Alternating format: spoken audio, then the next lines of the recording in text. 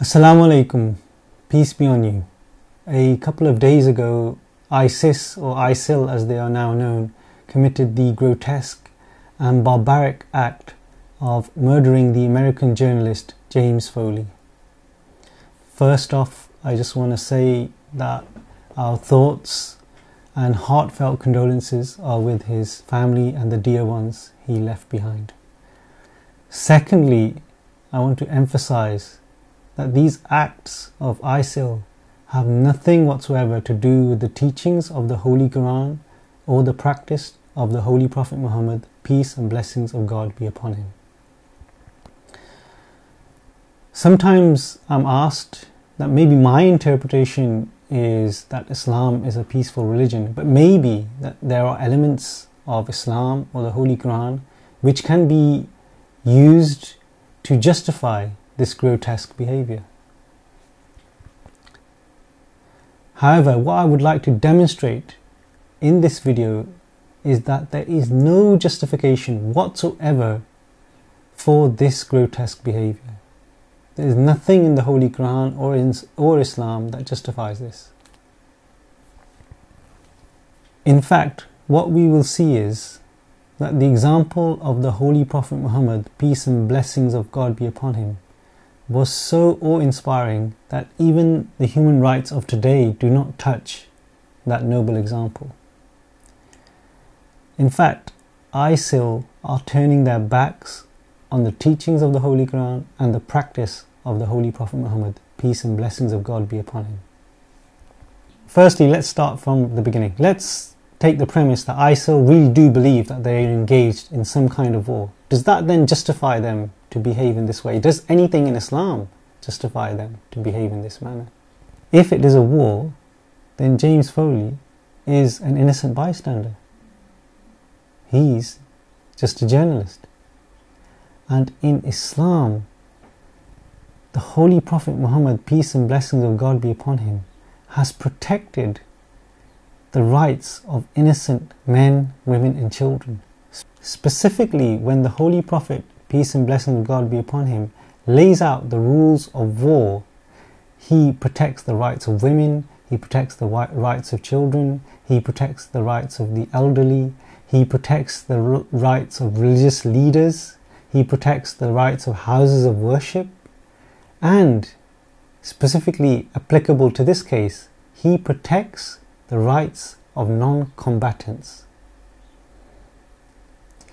In the book Life of Muhammad by the second Khalifa in the Ahmadiyya Muslim community, Hazrat Mirza Bashiruddin Mahmud Ahmad, he summarizes the rules of war of the Holy Prophet Muhammad, peace and blessings of God be upon him. And in particular, I want to read to you rule number 6, and that is as follows. When Muslims enter enemy territory, they should not strike terror into the general population. They should permit no ill treatment of common folk. The instructions and practice of the holy founder of Islam are crystal clear. All non-combatants are to be protected, all innocent life to be preserved. Not only that, there should not be any kind of terror struck in the hearts of the populace. And what we see, not just in this instance, but all over in the case of Iraq or ISIL, is there's a terror amongst the population. And this is completely and categorically forbidden by the Holy Prophet Muhammad, peace and blessings of God be upon him. Now there's a second scenario. Maybe ISIL can argue that James Foley was some kind of spy, some kind of name they can give him as a combatant against them. Would anything in Islam justify a Muslim to behave in this manner? The Holy Prophet, peace and blessings of God, his example and instructions could not be more clear. If James Foley was a prisoner of war in this instance, then the rules are so clear that the Holy Prophet, peace and blessings of God, instructed his followers to act so generously and kindly that many Muslims would treat the prisoner of war better than they treat their own selves and their own family. There's so many examples of this in early Islamic history.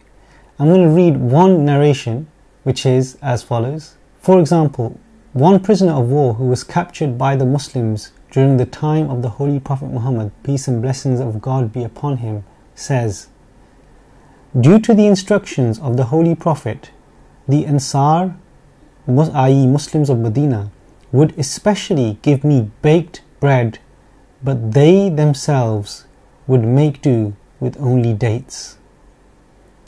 Many a time it would so happen that even if they managed to procure a small piece of bread, they would give it to me, and would not eat themselves. If I would ever return it to them in embarrassment, they would insist that I have it. Wow, that example is amazing. It's astonishing. It's probably unparalleled in any nation throughout the world. That the Muslims who had been persecuted for so many years, brutally persecuted, their relatives killed, dispossessed of their homes, lost their possessions, and this is intense persecution. Yet the Muslims, when they capture their enemy, they are feeding them and going hungry themselves. This is example of the Holy Prophet, peace and blessings of God, to the prisoners of war he captured. So what are ISIS doing? What is ISIL doing? It's absolutely crazy. Completely against the teachings of Islam. After hearing these examples, you may be thinking, well, why don't you hear more of us, more of Muslims like us? Well, we've been around for over 100 years, and we were founded by Hazrat Mirza Ghulam Ahmad, the promised Messiah and the reformer of every single religion of the present age. And our community has been combating extremism and these views since its very inception. I now turn to the Muslims who are following ISIL or any other extremists for that matter. Your leaders are deceiving you. They are brainwashing you. They are telling you completely wrong and false ideas about the real and true Islam as practiced by the Holy Prophet Muhammad, peace and blessings of God be upon him. You don't need to be a scholar to understand this. Just look at the first verse of the Holy Quran. It says, Bismillahir Rahmanir Rahim. In the name of Allah, in the name of God, the most gracious, the ever merciful. That being who is so merciful, beyond whom there can not be imagined anyone who would have so much mercy. And this verse, it's repeated 114 times in the Holy Quran. Way more than any other verse of the Holy Quran. And one of the particular words used in that verse is Rahman. And Rahman means that God, that being, whose mercy extends to everyone.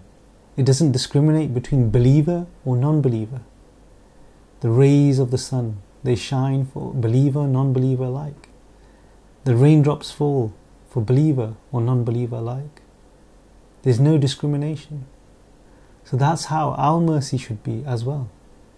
For believer, non-believer. For Muslim, non-Muslim. For believer in God or non-believer in God. This was just a brief response to ISIL and to the shocking beheading that took place recently.